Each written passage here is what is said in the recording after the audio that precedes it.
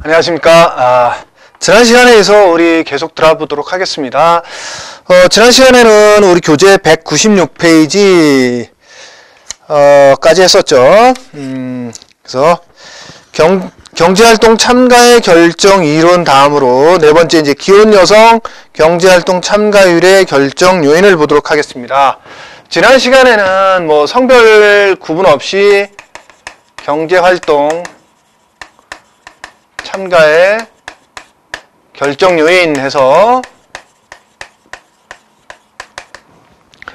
소득과 여가의 선택에 의한 결정이라든가 혹은 비노동소득 내지 타가구원 소득의 영향이라든가 시간당 임금 상승 효과라든가 가계 내 생산이라든가 육아 내지 통근 시간의 영향, 이런 것들이 경제활동 참가의 결정 요인이라고 그랬어요. 이 시간에는 기혼 여성의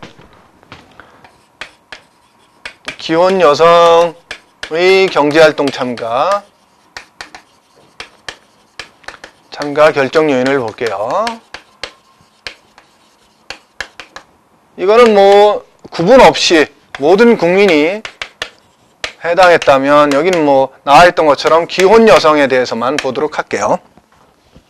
첫 번째, 기혼 여성의 입장에서 그 직장 생활을 하는 것의 가장 큰 요인은 뭘까요? 여러분들 생각해 보세요. 혹시 기혼 여성이 계신 분들은 뭘까요? 그렇죠. 예, 소득입니다. 소득. 가정에 들어오는 소득. 그러니까 남편의 소득 수준이겠죠. 배우자의 소득 수준. 그죠?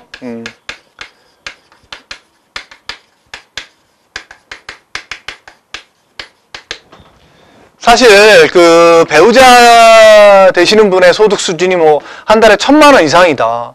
그런데 굳이 나와가지고 스트레스 받으면서 직장 생활 하려는 여성분들이 그리 많지는 않을 겁니다. 물론 계시겠죠. 물론 계실 겁니다. 뭐 남편 소득에 상관없이 나의 어떤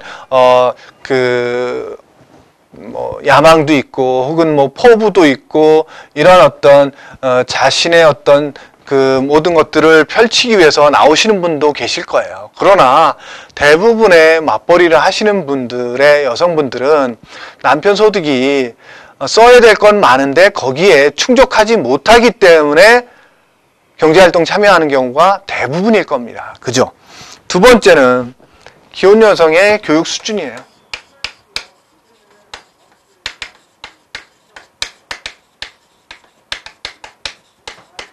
쉽게 얘기해서 교육 수준이 높은 여성일수록 다시 써먹을 기회가 많잖아요. 그래서 다시 나오는 경우가 더 많을 수 있다는 거죠. 예. 그 다음에 자녀의 수와 연령이에요.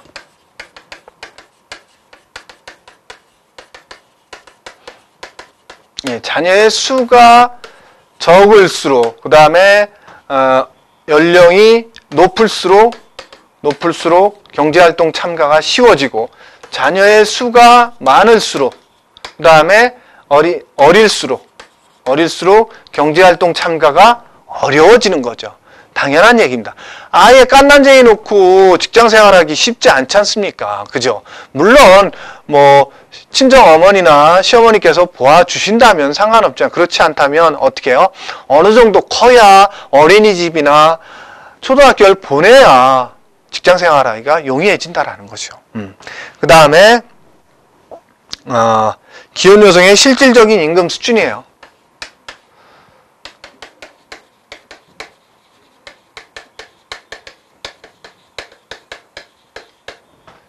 실질적인 임금 수준이라는 건 뭐냐면 본인이 생각했던 것보다 많이 주면 훨씬 더 일하고자 하는 사람들이 많을 텐데 본인이 생각했던 것보다 훨씬 적게 준다. 그럼 나가고 싶겠어요? 안 나가고 싶겠어요? 예, 별로 나가고 싶지 않은 거죠. 그러면 경제활동 참가율을 낮추는 거죠. 예, 그 얘기입니다. 그 다음에 기업의 수용 태도. 가계 내 생산 기술의 발달 여부.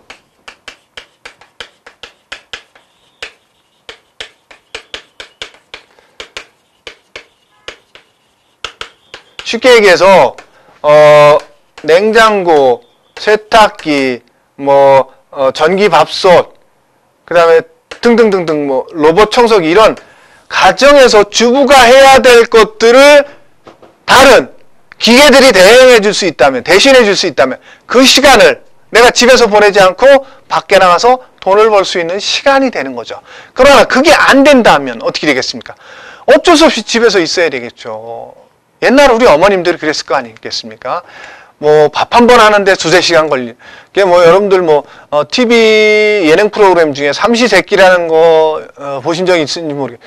진짜 밥을 한 끼 해놓고 또 다음 끼 또 준비하느라고 2-3시간 걸리고 또 다음 끼 하느라고 뭐 2-3시간. 하루 종일 밥하는 데만 해도 굉장히 오랜 시간이 걸린다는 거죠.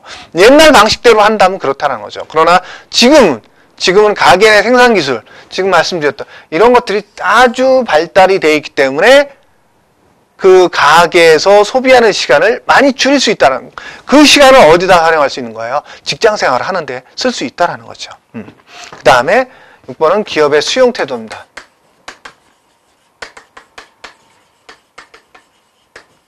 예. 기업에서 기혼 여성을 대하는 태도. 예전에는 아이고 아줌마가 집에서 애나 키우고 밥이나 하지, 뭐 이런 식의 생각들을 많이 가졌다면 요즘은 안 그렇다라는 거죠. 기혼 여성이 와서 우리 회사에서 안정적으로, 그 다음에 스트레스도 잘 견디면서 일해주다. 뭐 기혼 여성분들, 미세스분들 참 일 잘하시네요. 우리도 쓰고 싶네요. 이런 생각들이 많아졌다라는 거죠. 예전에 비해서. 그 생각들이 많아지면 많아질수록 어떻다? 기혼 여성이 사회생활하기가 훨씬 수월해진다. 그 얘기는 경제활동 참가가 쉬워진다, 높아진다라는 거죠. 그 다음에 파트타이머 시장의 발달 여부.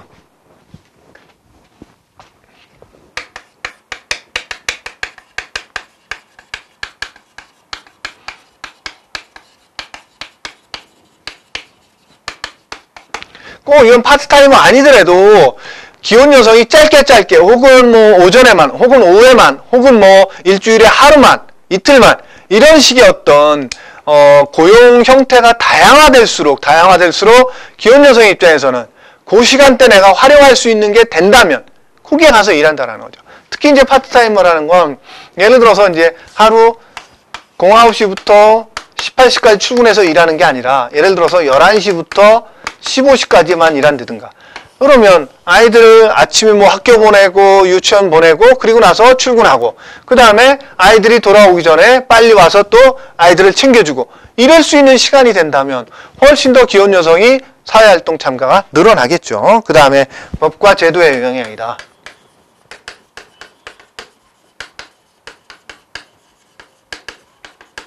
예. 뭐 예를 들어서 출산 전후 휴가라든가 육아휴직 제도라든가 이런 법과 제도가 기혼 여성이 사회 진출을 굉장히 지원할 수 있는 방향들로 자꾸 많이 만들어질수록 기혼 여성의 입장에서는 경제활동 참가가 훨씬 더 수월해지겠죠. 그죠? 그 얘기입니다. 예, 다음은 청소년의 노동 참가율입니다. 청소년층의 경제활동 참가입니다. 청소년의 입장에서는 교육비예요. 그러니까 청소년은 본인 스스로가 돈을 번다기보다는 부모의 영향에 의해서 하는 경우가 많겠죠. 근데 어쨌든 본인이 뭐 내가 더 이상 배울 게 없다, 나는 대학 진출 안 하고 나는 이 기술을 배워서 사회 나가서 난 이걸로 먹고 살겠다, 이런 본인의 주장이라든가 이런 것들이 있겠지만 어쨌든 우리나라는 주로 이제 부모가 결정을 합니다. 부모가 결정할 때 교육비가 비쌀수록 애들 많이 교육 못 시키죠. 첫 번째는 교육비일 겁니다. 그래서 예전에는 뭐 자녀가 최소한 뭐 5-6명 두는 그런 시대에는 다 대학을 못 보내니까 어떻게 돼요? 그 중에서도 뭐 남아선호 사상이 심할 때는 남자, 그 다음에 그렇지 않으면 이제 똑똑한 놈 한두 놈, 뭐 이런 식이었겠죠. 그 첫 번째는 교육비였을 거예요. 근데 이제 요즘 들어서는 아이들이 점점 자녀 수가 적다 보니까 교육비라기보다는 뭐 어떻게 보면 체면 이런 것도 많죠. 예. 그러니까 남들은 가는데 나는 안 가면 안 돼. 뭐 이런, 우리 자식은 뭐 이런. 어쨌든 첫 번째는 교육비일 겁니다. 교육비를 많이 들여서라도 그 다음에 나한테, 우리 아이한테 오는 수익이 더 많아진다면 당연히 예, 그 교육에 투자해야 되는 거지만 그렇지 않고 교육비를 투자했는데도 나한테 돌아오는 게 별로 없다. 그러면 바로 경제활동 참여하겠죠. 대학 안 가고. 그런 얘기입니다. 그 다음에 노인층은 주로 이제 본인이 보는 게 별로 없으니까 노인층은 어떤 경우가 대부분이냐면 비노동소득. 쉽게 얘기해서 뭐 국민연금 혹은 개인연금, 그 다음에 건물 가지고 있던 건물 임대료, 이런 것들이 많아서 비노동소득이죠. 이런 것들이 많아지면 많을수록 경제활동 참가율은 낮아지고, 이런 것들이 없어서 내가 벌지 않으면 먹고 살 수 없다 그러면 어떻게 해요? 경제활동 참가를 높이겠죠. 당연한 얘기입니다. 예. 그 다음에 농가와 비농가는 비농가보다는 농가가 경제활동 참가율이 높아요. 왜냐하면 시골에 계신 분들은 직업이 없어도 1년에 한 열흘만 일하고 아버지 도와주고 놀아도 농업으로 신고할 수도 있잖아요, 직업을. 그렇죠? 그렇기 때문에 농가가 훨씬 더 경제활동 참가가 높다고 할 수 있다는 거죠. 그 다음에 도시화에 따른 여성의 경제활동 변화. 자본, 기술 집약적인 여가가 가능해지는 도시화가 진전될수록 30대 기혼 여성의 경제활동 참가에 대한 기회는 농가에 비해 도시에서 더욱 증가될 수 있다. 당연한 얘기입니다. 도시에서는 어떤 그런 어떤 출퇴근 시간 줄이는데도 훨씬 유리하죠. 그 다음에 여가 활동을 하더라도 짧게 효과를 보상할 수 있는 것도 있어요. 예를 들어서 뭐 점심시간에 굳이 하루 종일 놀면서 가지 않더라도 점심시간에 뭐 피부 미용실을 다녀온다든가 이런 것들이 가능하기 때문에 어떻게 하다? 농촌보다는 도시의 여성이 경제활동 참가가 훨씬 수월하기 때문에 경제활동 참가가 높다. 이런 식의 결론을 도출할 수 있다는 얘기예요. 그 다음에 성별, 연령별 경제활동 참가율. 당연히 뭐 젊을수록 그 다음에 여성보다는 남자가 경제활동 참가율이 좀 높을 수 있겠죠. 그죠? 그 다음에 경제활동 참가율과 실업률은 제가 인구트리를 통해서 한번 말씀드린 적이 있는데 다시 한번 말씀드리면 인구, 노동 가능 인구, 비노동 인구, 그 다음에 노동 가능 인구는 경제활동 참가 인구, 경제활동 인구, 비경제활동 인구, 그 다음에 취업자, 실업자로 나눠진다 그랬죠. 그러면 경제활동 참가율은 뭐야? 경제활동 인구예요. 노동 가능 인구분에. 그래서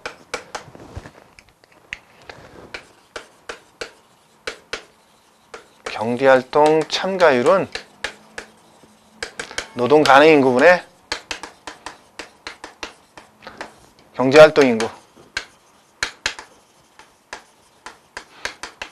곱하기 100입니다. 쉽게 얘기해서 노동 가능 인구 중에서 경제활동에 참여하는 인구는 몇 퍼센트가 되느냐? 이 얘기가 경제활동 참가율이에요. 실업률. 마찬가지로 실업률은 경제활동 인구분의 실업률이에요.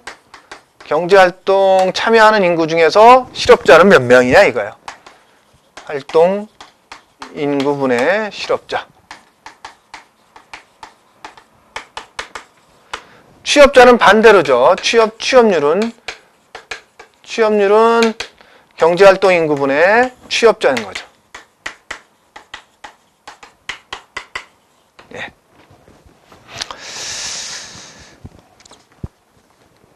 그 다음에 노동의 공급 곡선을 보도록 하겠습니다. 노동의 공급 곡선은 일반적인 경우는 우상향하는 겁니다.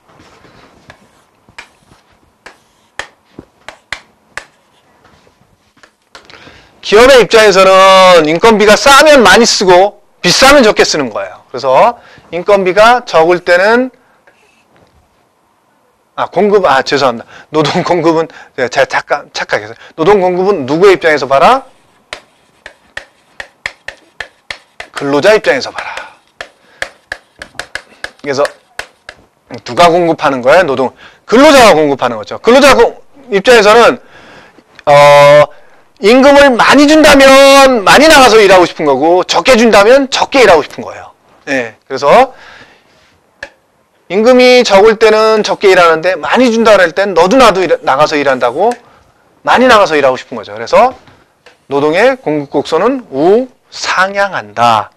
그런데 마냥 우상향하지는 않더라는 거죠. 실제로 조사를 해보다 보니까 이렇게 가다가 이렇게 꺾이더라는 거예요. 왜? 그러니까 실제로는 미국에서 조사해봤더니 이런 식이더래요. 그러니까 줄어들었다가 다시 늘어나고 또 줄어들었다가 뭐 이렇게까지 줄지는 않겠죠. 어쨌든 이런 식으로 줄어들었다가 또 이런 식으로 가더래요. 실제로 조사해보니까. 그러면 왜 늘어나지 않고 여기 꺾이느냐, 이걸 조사해봤더니 여기 시점이 그거예요. 내가 생각하는 적정한 임금 수준. 예를 들어서 이거 여러분들 생각해보세요. 여러분들 입장에서 내가 한 달에 1,000만 원씩만 월급을 받을 수, 연봉이 아닙니다. 월급입니다. 월급을 1,000만 원씩만 받을 수 있다면, 연봉 1억 2천만 된다면 내가 그때부터는 쉬엄쉬엄 살래. 쉬엄쉬엄 일할래. 지금은 예를 들어서 뭐 연봉 한 4천이다. 그러면 연봉 1억 2천까지 만들려면 엄청나게 노력해야 되겠죠. 어쨌든 그런 생각을 가질 수 있잖아요. 그죠? 그 시점이 된다는 거죠. 내가 연봉 1억 2천이 된 거죠, 여기. 그럼 이제 그때부터는 노동 시간을 줄이는 거예요. 이게 노동 시간 혹은 노동 공급 시간이죠. 공급 시간. 공급 시간이 되는 거예요, 여기는. 그 다음에 여기에 임금이죠. 이 L이 레이버가 노동의 수요 입장에서는 기업에서 노동을 고용하는 거고요. 노동의 공급 입장에서는 어떻게 되는 거야? 공급 시간이 되는 거죠. 공급 시간. 그래서 공급 시간을 줄이더라는. 그러면 줄인다는 의미가 어떤 의미냐면, 여러분들 뭐 하루에 8시간 일하던 사람이 7시간으로 줄인다. 이런 얘기가 아니에요. 그럼 어떤 거냐? 우리가 보통 주로 근무했을 때 582 40. 40시간이 적정 근무 시간인데 우리 보통 50에서 한 60시간을 일한다라는 거죠. 그죠? 시간의 근무 되게 많이 하잖아요. 기본적으로 뭐 1시간 정도 이상을 하는 그런 사무실들이 많지 않습니까? 그러면 이걸 줄인다라는 거예요, 이걸. 내가 예를 들어서 60시간 하던 사람은 50시간, 뭐 50시간 하던 사람은 뭐 45시간. 이런 식으로 줄이더라. 그래서 이게 줄어든 거예요, 노동 공급 시간이. 그래서 이것까지 다 볼 필요 없이 그냥 여기 꺾이는 지점까지만 보자. 원칙을 만드는 데는 여기까지만 봐도 된다 해서 여기까지 본 게 후방 굴절형 노동 공급 곡선이에요.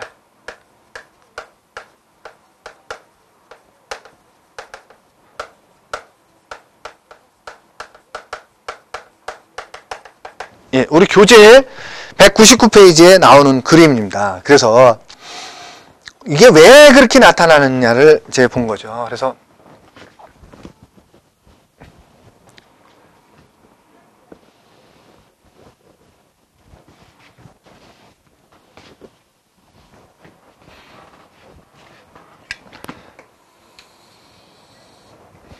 그래 봤더니 여기서 여기까지 나타나는 구간이 대체효과 구간이라는 거예요. 그 다음에 요거 지나서 여기 구간이 소득효과 구간이야. 소득효과가 나타남으로 해서 저런 현상이 발생하더라는 거죠. 대체효과는 어떤 걸로 대체하냐면 여가를 노동으로 대체하는 거예요. 쉽게 얘기해서 내가 임금이 낮은 수준에 있는 사람들은 노는 것보다 돈을 더 버는 게 훨씬 더 나한테 유리해지는 거야. 그러고 싶은 거야. 돈을 더 벌어야 되니까. 그래서 무조건 노동 공급 시간을 늘리다 보니까 올라가더라는 거죠. 근데 요 지점, 제가 아까 말씀드렸다시피 본인만이 갖고 있는 그 지점, 내가 이 정도 벌면 이제부터는 쉬엄쉬엄 살아야지. 요때 구간을 넘어가면서는 어떻게 한다? 소득 효과. 그러니까 소득이 높아짐으로 해서 어떤 것도 이제 필요한 거야? 여가라는 것도 내가 이제 즐기면서 살아보고 싶은 구간이 생긴 거예요. 그게 소득 효과 구간입니다. 그래서 우하향하는 거예요. 그래서 요럴 때는 대체 효과가 주로 나타나는 거는 주로 이제 저소득층 혹은 이제 뭐랄까요? 단순 노무나 뭐 일반적인 경우고요. 요때가 이제 소득 효과가 주로 나타나는 사람들이 어떤 사람들이냐면 요때는 이제 고소득자, 그 다음에 전문직, 이런 사람들이 주로 이런 현상을 갖더라는 거죠. 여러분도 그럴 거 아닙니까? 일반적인 근로자 입장에서는 내가 일하는 만큼 돈을 준다 그러면 물론 일주일에 하루 정도는 쉴 수 있겠지만, 하루 나이트, 그 나머지 뭐 예를 들어서 평일날도 잔업비 다 준대 하는 만큼 그러면 열심히 해서 돈을 더 많이 벌려고 하겠죠. 그죠? 네, 그럴 겁니다. 그 다음에 예를 들어서 뭐 연차라든가 이런 거 안 쓰고 또 이런 건 안 쓰겠지만 오버타임에 대해서는 많이 하겠죠. 이런 해서 소득을 늘리는 거죠. 이게 이렇다라는 건 뭐예요? 노동시간을 늘리는 거죠. 노동시간을 늘림으로써 어떻게 한다? 소득을 늘려가는 거죠. 근데 이 지점으로 넘어가면서 어떻게 한다? OT를 줄이고, 연차는 어떻게 해? 연차는 웬만하면 다 쓰는 거죠. 이러므로 해서 노동시간이 줄어드는 거죠. 근데 소득은 크게 줄지는 않아요. 소득은 이미 내가 생각한 만큼은 있는 거예요. 이거보다 늘어나면 늘어났지 줄어들지는 않은 거예요. 소득 수준은. 예. 소득이 주는 건 아니에요. 그래. 예. 소득은 만족스러운 거죠. 노동시간이 줄어도. 예.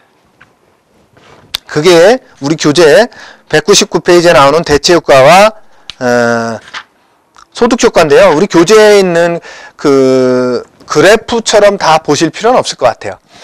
그래서 위에 있는 후반 굴절형 노동공급 곡선은 봐야 되겠죠. 밑에 있는 소득과 여가 선호에 의한 분석, 이것까지는 굳이 보지 않더라도 제가 말씀드렸던 대체효과와 소득효과, 그로 인해서 어떠한 현상들이 발생한다. 요거까지는 좀 알아두시면 좋아요. 아시겠죠?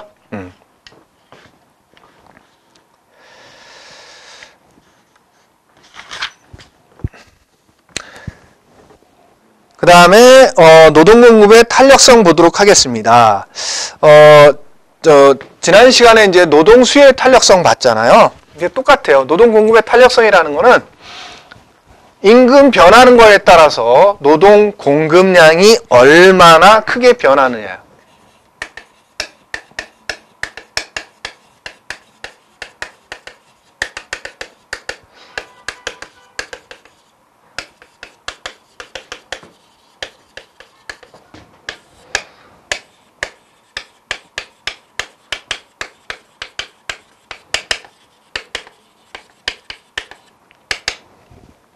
쉽게 얘기해서 임금이 10% 올랐는데 노동공급을 뭐 20%를 증가를 시켰다. 그러면 2죠. 탄력성 값이 무조건, 탄력성은 1보다 크면 탄력적인 거고요. 그 다음에 1보다 작을 때는 비탄력적이라는 거예요.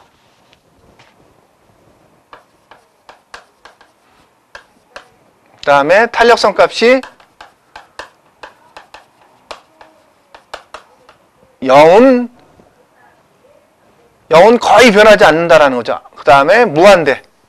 조금 이런 변했는데 뭐 100배가 노동 공급을 변화시켰다든가 이런 것들은 거의 무한대에 가깝겠죠. 그래서 노동 공급의 탄력성은 임금이 조금 변했을 때, 임금이 일정 수준 변했을 때 노동 공급을 얼마나 많이 변화시키느냐, 이 얘기를 얘기한다라는 거죠. 그래서 노동 공급의 탄력성은 임금 1% 변화에 의해 유발되는 노동 공급량의 퍼센트 변화율로 정의된다. 즉 노동 공급의 탄력성은 노동 공급량의 퍼센트 변화율을 임금의 퍼센트 변화율로 나눈 것이다. 공식은 우리 교재에 있는 거 보시면 될 것 같고요. 그 다음에 노동 공급의 탄력성은 수직이면 제로고요. 수평이면 무한대고요. 여기서 그러니까 이게 이제 낮아지면 낮아질수록 탄력적인 거, 그 다음에 수직에 가까울수록 비탄력적인 거, 이렇게 보시면 될 것 같아요. 그래서 예를 들어서 요거 요렇게 나오면은 무한 탄력적인 거고요. 그 다음에 이거 비탄력적인 거. 이렇게 보시면 될 것 같아요. 그 다음에 완전 탄력적 노동공급 곡선에서 완전 탄력적 노동공급 곡선은 노동시장이 무제한적 노동공급 상태에 있다고 한다. 일반적으로 경제 발전 초기에는 한 나라의 노동공급은 거의 완전 탄력적이다. 즉 무제한적 노동공급이 존재한다고 할 수 있다. 한국의 경우 70년대 후반까지 무제한적 노동공급을 경험하였고 80년대 이후부터는 우상향하는 노동공급 곡선이 형성되었다. 무슨 얘기냐면 우리나라 70년대까지는요. 돈만 준다 그러면 많이 주든 적게 주든 그게 중요한 게 아니라 무조건 돈만 준다 그러면 가서 일을 했다라는 거죠. 먹고 살아야 되니까. 그래서 임금 수준에 상관없이 어딜 주든 간에 이렇게 움직였다라는 거죠. 무조건 노동 공급량을 늘렸다라는 거예요. 임금 수준에 상관없이. 예, 그래서 그때까지는 먹고 살기 위해서 임금이 중요하지 않았어요. 돈만 준다 그러면 무조건 일했다라는 거죠. 그 이후부터는 어떻게 한다? 이제는 어느 정도 경제 수준이 올라오면서 우리 국민들도 경제 수준이 올라오면서도 경제 수준이 올라오니까 이제는 어느 정도 일정 수준의 임금을 주지 않으면 일하지 않는 거죠. 그럼에도 불구하고 이제 일을 시키는 데가 많기 때문에 뭘 만드는 거예요? 최저임금 제도를 만든 거죠. 자, 201페이지 볼게요. 노동공급 탄력성의 결정 요인에서 노동공급의 탄력성을 결정하는 요인은 첫 번째는 노동조합의 결성과 교섭력의 정도다. 그래서 노동조합이 있는 기업은 노동공급을 굉장히 크게 변화시킬 수가 있다. 왜냐하면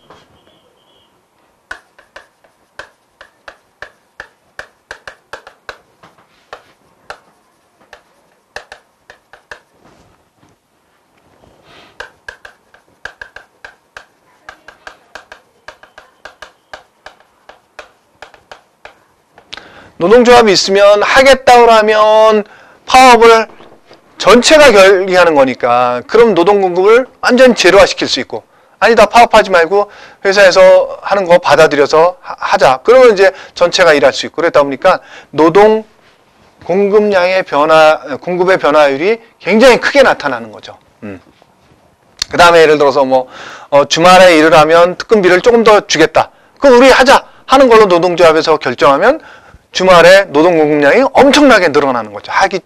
노동조합에서 결정하기 전부터. 그래서 개개인이 결정하는 것보다 노동조합이 결정하면 전체가 결정하는 거기 때문에 노동 공급을 하든 안 하든 그 크기가 엄청나게 크게 나온다라는 거죠. 그래서 탄력성 값도 크게 나타날 수 있다라는 거예요. 두 번째는 노동 이용의 용이성 정도예요. 노동 이동의.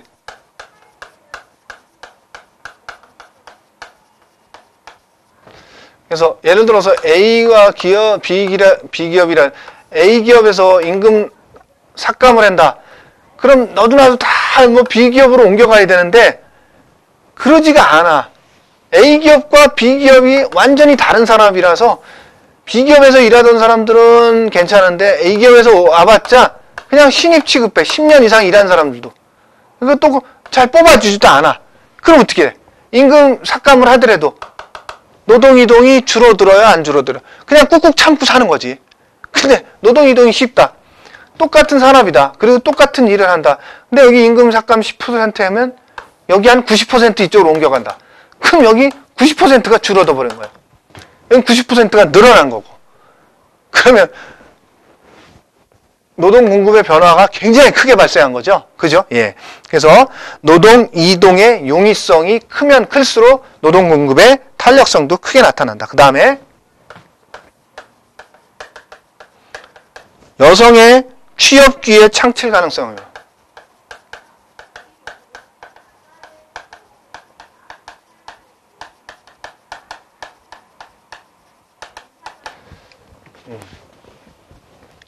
예를 들어서 국가에 50%가 남자고 50%가 여자다.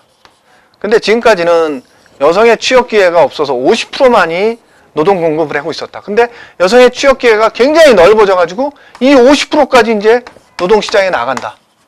그럼 예전에는 50%의 노동 시장의 역할을 했다면 이제는 50%가 더해져서 100의 노동 공급이 가능해지는 거죠. 그만큼 훨씬 더 확확 늘어나거나 확확 줄어들 수 있는 여지가 생기는 거죠. 요게. 분자의 값이 커지면 커질수록 뭐야? 탄력성 값이 커지는 거죠. 예. 아시겠죠? 그 다음에 비노동소득의 존재.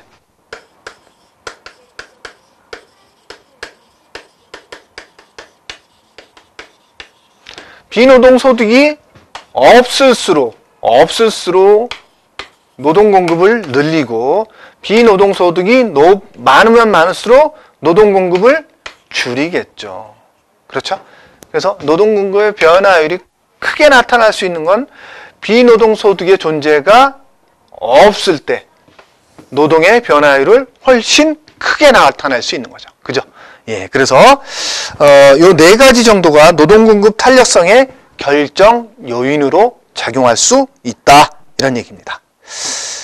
자, 그 다음에 그 201페이지 그 상단에 있는 루이스의 전환점이라는 건 뭐냐면, 농촌에 있던 인구가 도시로 무한정 공급되면서 도시에서 수요가 일어나도 시장 임금이 올라가지 않는 경우가 있다.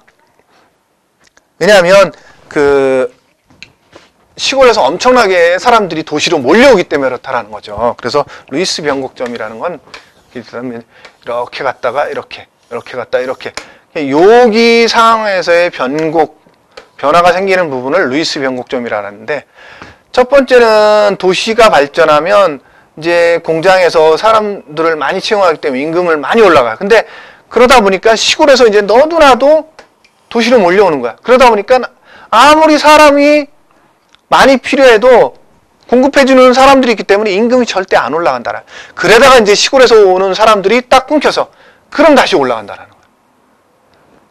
그럼 이제 여기 올라가는 동안에 또 시골에서 그 소문이 돌아요. 그럼 이제 또 몰려오면 또 이런 식으로 일정 시점에서 툭툭 올라가는 걸 루이스 변곡점이란다. 그래서 시골에서 농촌으로 사람들을 유입시키는 요인이 이 루이스의 변곡점이 어느 정도 영향을 끼친다. 노동이동의 한 부류를, 노동이동이라는 거는